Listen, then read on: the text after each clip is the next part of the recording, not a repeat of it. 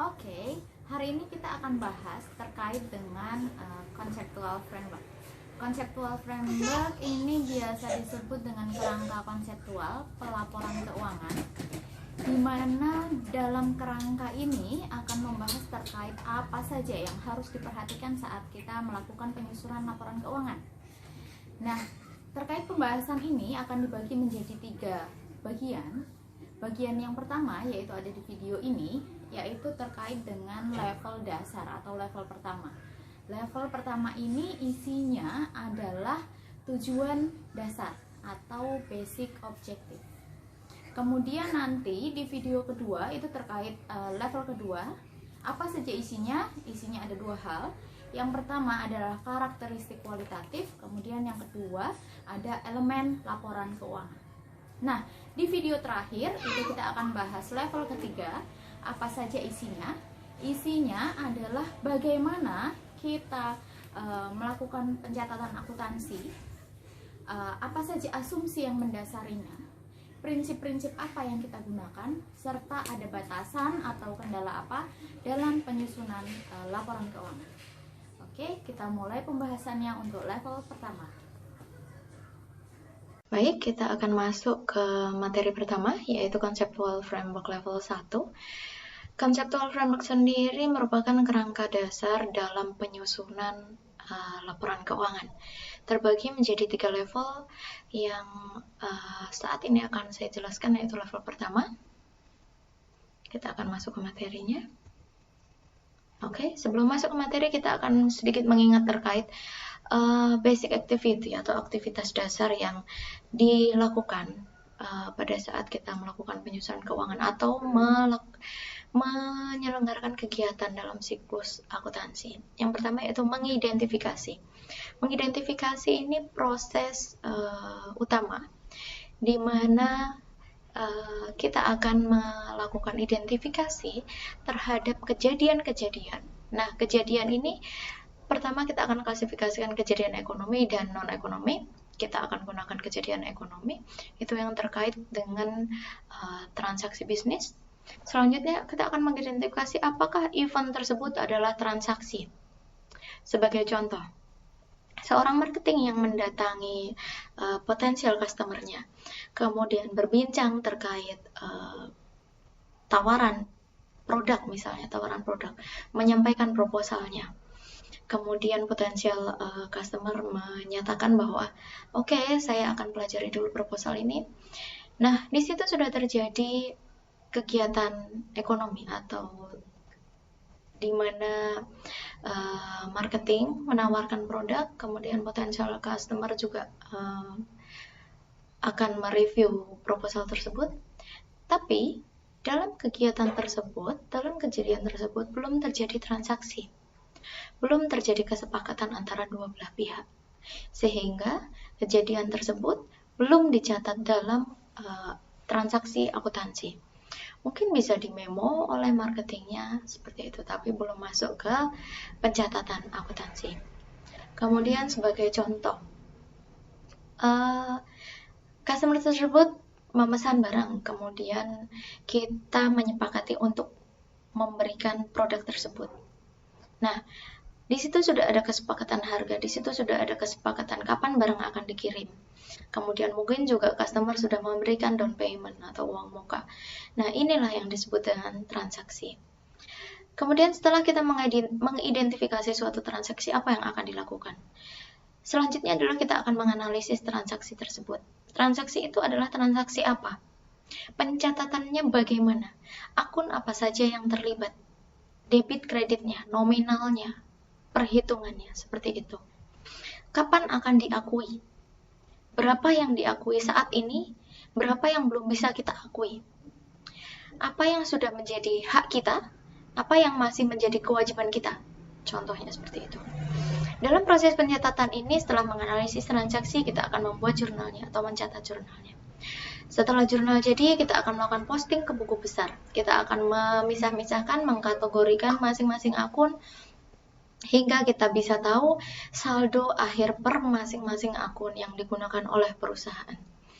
Nah, saldo ini dimasukkan kemana? Kita akan inputkan ke neraca saldo. Oke, setelah terbentuk neraca saldo, kita akan membuat jurnal penyesuaian sesuai dengan kebutuhan perusahaan. Selanjutnya kita akan membuat neraca saldo setelah penyesuaian. Nah, setelah ini kita bisa membuat laporan keuangan. Kita menyusun laporan keuangan.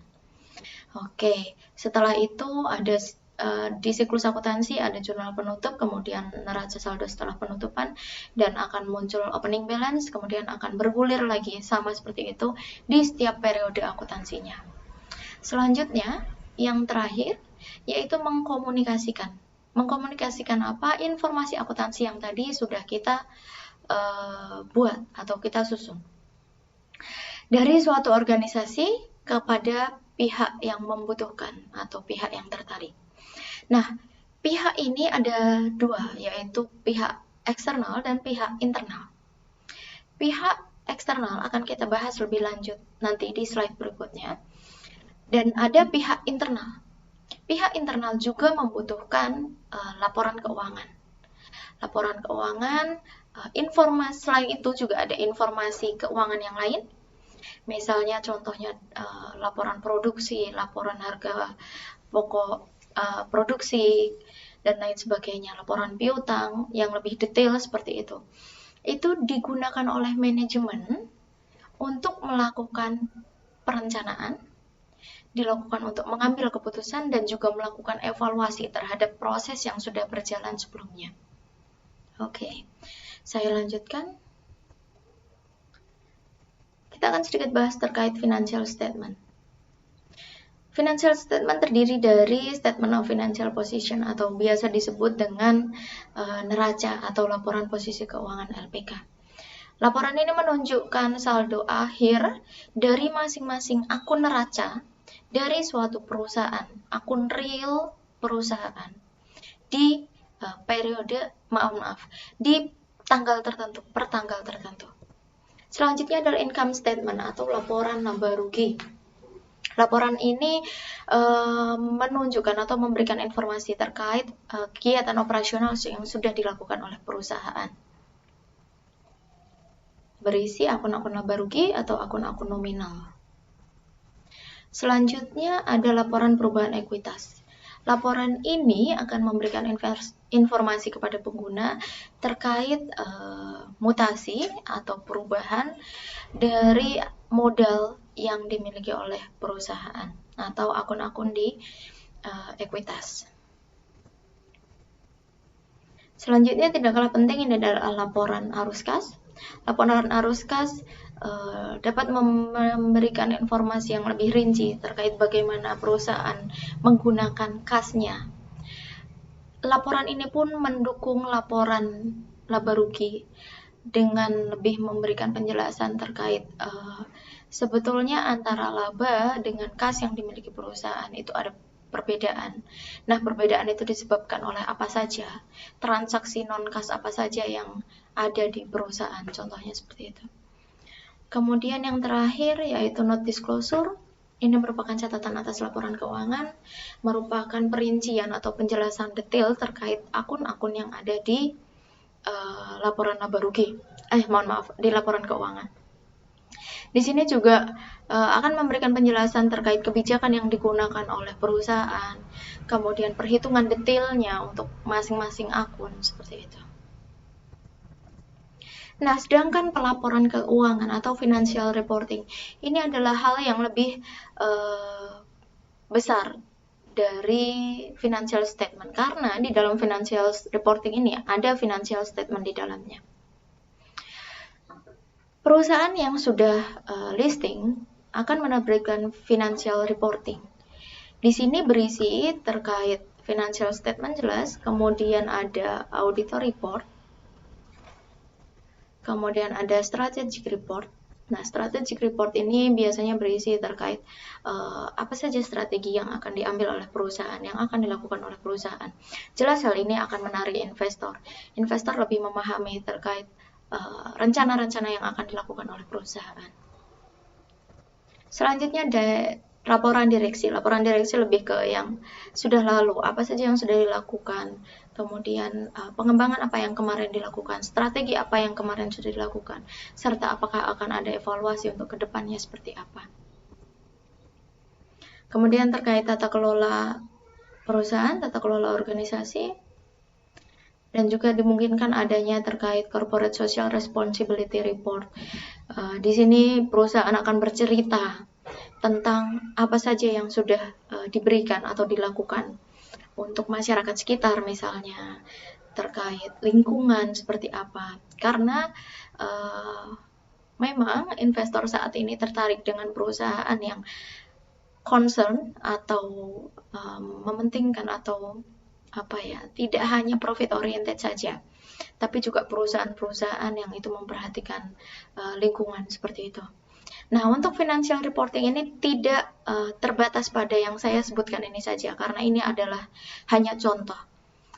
Perusahaan bisa menambahkan informasi apapun yang itu bisa berguna untuk investor dalam memilih di manakah mereka akan melakukan alokasi modal. Oke, kembali ke conceptual framework. Level pertama, ini level yang akan kita bahas saat ini. Disebut the why. Ini di buku Wagon. Disebutkan bahwa level pertama ini adalah terkait tujuan dasar dari pelaporan keuangan.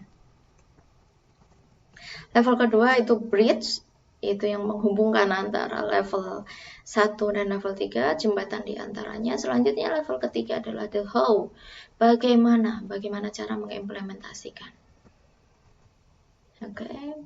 Ini penjelasan lebih detailnya, lebih jelasnya. Sudah saya sebutkan tadi, level pertama adalah dasar atau tujuan dasar dari pelaporan keuangan.